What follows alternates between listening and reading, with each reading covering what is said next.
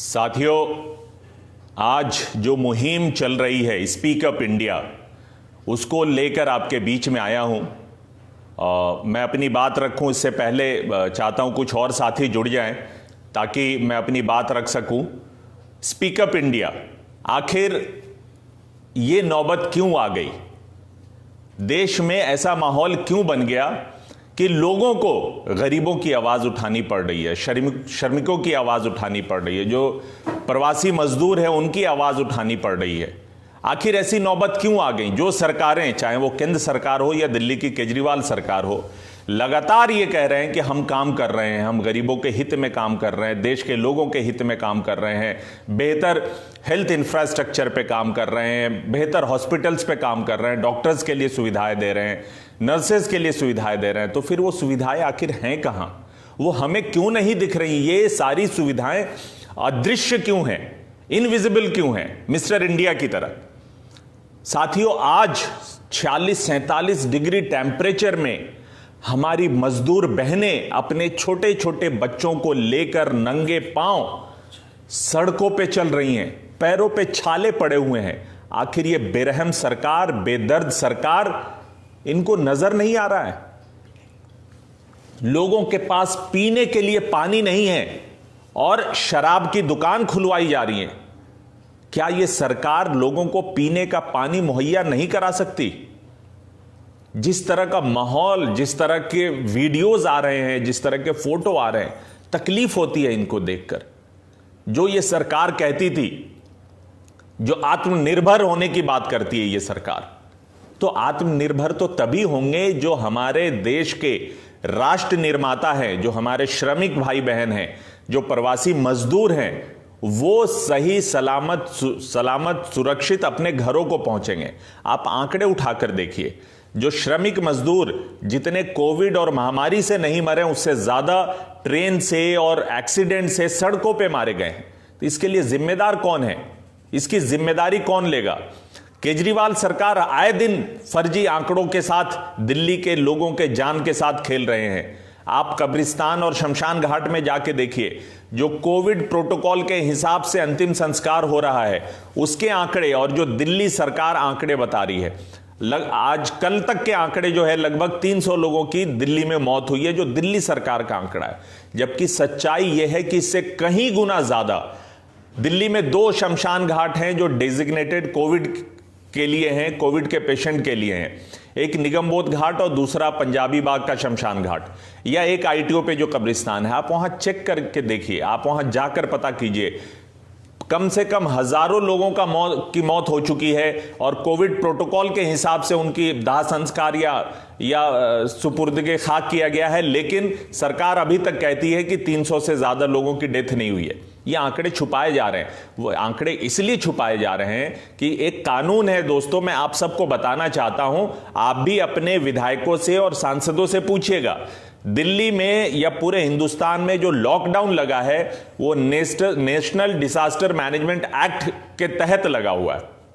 और जब NDMA act के तहत लॉकडाउन होता है और उसमें कोई भी हादसा हो, कोई भी विपत्ता आए या जान गंवानी पड़े किसी को, तो उसके लिए सरकार एक्स ग्रेशिया यानी मुआवजा देती है। तो ये सरकार चालबाजी करके मुआवजा ना देना पड़े, इसलिए जानबूझ के ये आंकड़े छुपाए जा रहे हैं। दिल्ली सरकार कहती है कि हम डॉक्टरों को, नर्सों को, पुलिस को बहुत सारी सुविधाएं दे रहे हैं। मैंने देखा है, आपने भी देखा होगा कि जब तक जिस मरीज का वीडियो वायरल नहीं होता, जब तक सुविधाओं के लिए डॉक्टर्स या नर्सेज काला फीता बांधकर, इस माहौल में भी काला फीता बांधकर उनको मजबूर किया जा रहा है कि वो धरना प्रदर्शन करें अपनी बेसिक सुविधाओं के लिए, उनके पास पीपीई किट नहीं है।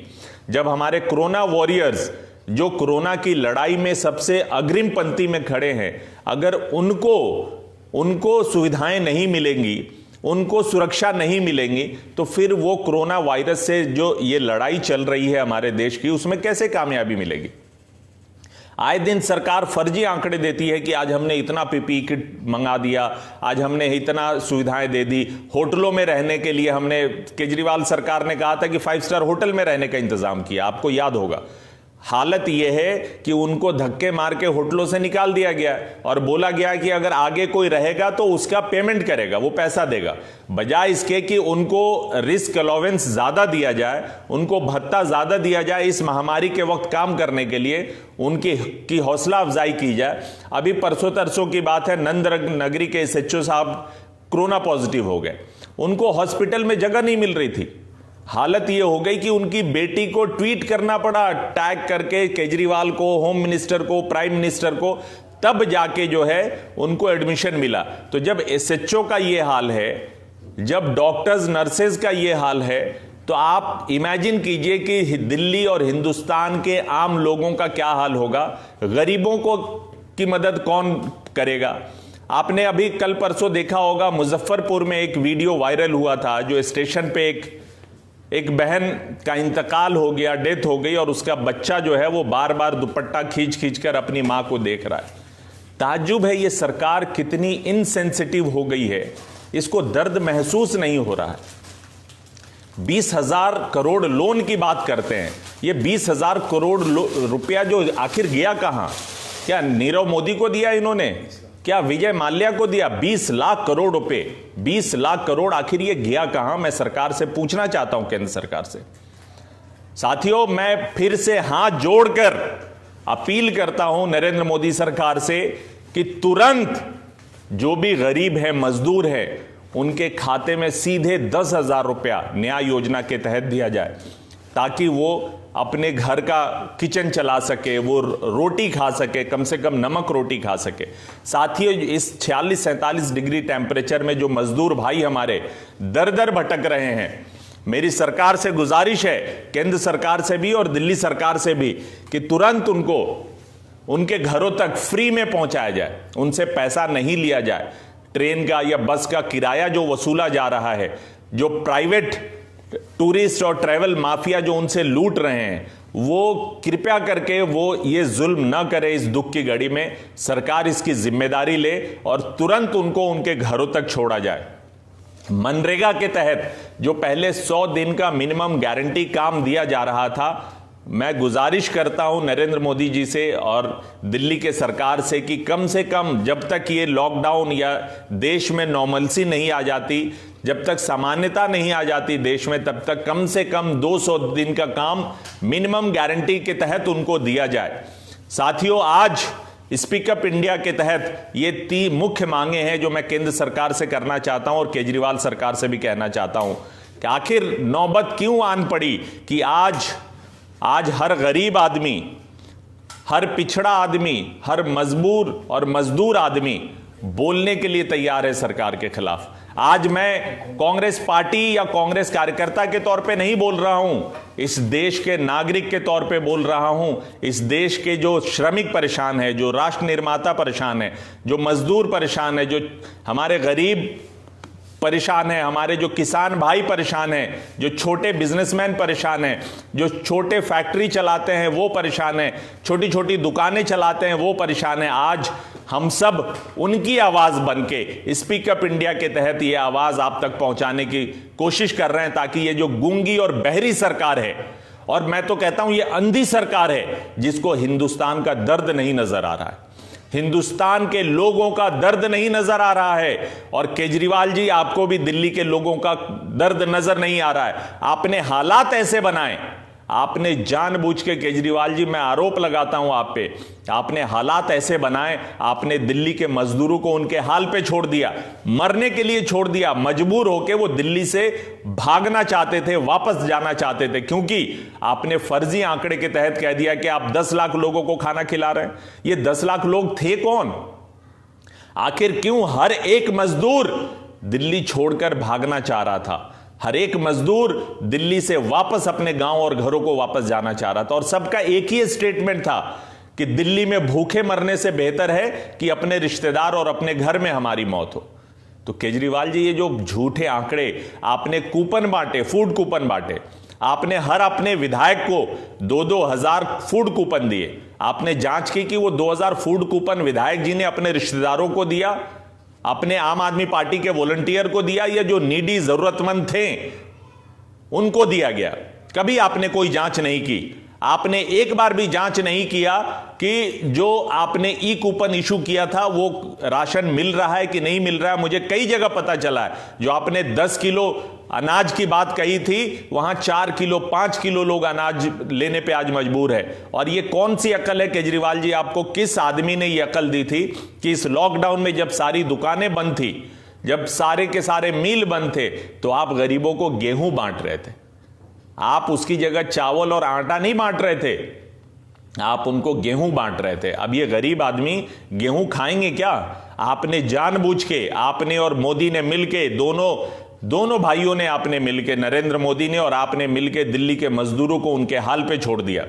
और केजरीवाल जी, आपने अनप्लान्ड लॉकडाउन किया। आपने लॉकडाउन के बारे में कुछ नहीं सोचा। जब दिल्ली में केसेस नहीं थे तब आपने लॉकडाउन किया, तब आपने लोगों को मजबूर किया अपने घरों में रहने के लिए। सारे दुकानें, फैक्ट्रियां सब बंद करवा दी ताकि गरीब वैसे ही भूखा मर जाए। और जब अब बीमारियां बढ़ती जा रही हैं, आज 15,000 से ज्यादा दिल्ली में बीमारी हो गई, आज आप कह रहे हो कि लॉकडाउन हम कम कर रहे हैं, रिलीफ दे रहे हैं। क्यों भाई?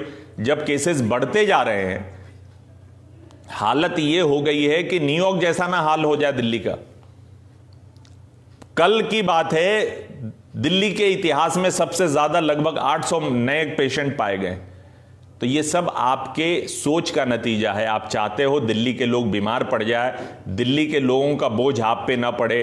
अभी मैंने एक वायरल वीडियो हुआ था धर्मेंद्र भारद्वाज का, जो मैंने अभी एनडीटीवी पे भी देखा है कि वो हाई कोर्ट ने सू मोटो उसमें लिया है। आपके लोगों ने उस धर्मेंद्र भारद्वाज की मां श्यामा शर्मा हॉस्पिटल में एडमिट थी, उसको बुलाकर बोला कि यहां से अपने पेशेंट को ले जाओ, मेरे पास वेंटिलेटर नहीं, अपना खुद का बेड और वेंटिलेटर इंतजाम करो।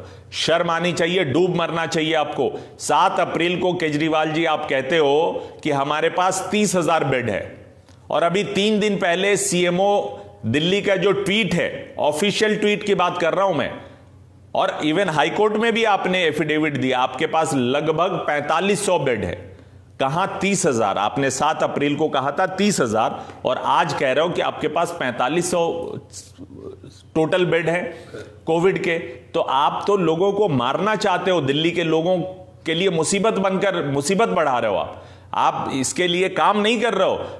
जब केसेस बढ़ते जा रहे हैं, आप जो है कंटेनमेंट जोन जानबूझ के खत्म कर रहे हो अपनी पीठ थपथपाने के लिए। अधिकारी अपने पीठ थपथपाने के लिए ये सब हरकतें कर रहे हैं, दिल्ली के लोगों को मौत के कुएं में ढकेल रहे हैं। तो साथियों, आज इसी दर्द को लेकर आपके बीच में आया हूं। आज गरीबों के आवाज को उठाने के लिए, आज मजदूरों के आवाज को उठाने के लिए, डॉक्टर नर्स जो परेशान है उसकी आवाज को उठाने के लिए, आज जितने कोरोना वॉरियर्स हैं उनकी सुविधाओं के लिए आवाज उठाने के लिए, उनके दर्द को आप तक पहुंचाने के लिए स्पीक अप इंडिया के तहत आज मैंने भी अपनी बात रखी। उम्मीद करता हूं कि नरेंद्र मोदी जी और केजरीवाल जी, आप जल्दी हमारी जो मुख्य मांगे हैं उसको आप पूरा करेंगे। मैं फिर से रिपीट कर दूं कि जो हमारी जो मुख्य मांगे हैं, तुरंत 10,000 रुपए की राहत सीधे अकाउंट में गरीबों और मजदूरों को दी जाए, सीधे। इसमें कोई बिचौलिया नहीं हो, ना आम आदमी पार्टी का वॉलंटियर हो, ना आरएसएस का कोई वॉलंटियर हो। सीधे गरीबों के, मजदूरों के अकाउंट में 10,000 रुपया तुरंत उनके अकाउंट में भेजा जाए। दूसरा, जो 46-47 डिग्री टेम्परेचर में जो हमारी बहनें, मजदूर बहनें, भाई, छोटे छोटे बच्चे, बुजुर्ग जो सड़क पे चल रहे हैं पैदल अपने गांव की तरफ, उनको तुरंत सरकार अपने खर्चे से उनके गांव, उनके घर पहुंचाए। और तीसरा जो मनरेगा है उसके तहत जो मिनिमम गारंटी थी 100 दिन की, 100 दिनों की, उसको बढ़ाकर जब तक ये बुरा वक्त, जो महामारी का वक्त चल रहा है, उसको 200 दिन किया जाए। और चौथा जो सबसे इंपॉर्टेंट है, अगले 6 महीने तक 10,000 रुपया रिलीफ के बाद अगले 6 महीने तक न्याय योजना के तहत 7,500 हजार रुपया हर महीने गरीब, मजदूर, किसान के अकाउंट में सीधे सीधे दिया जाए। मुझे उम्मीद है कि नरेंद्र मोदी जी आप तक और केजरीवाल जी आप तक हम गरीबों की, मजदूरों की आवाज स्पीक अप इंडिया के जरिए आप तक जरूर पहुंचेगी। बहुत बहुत धन्यवाद।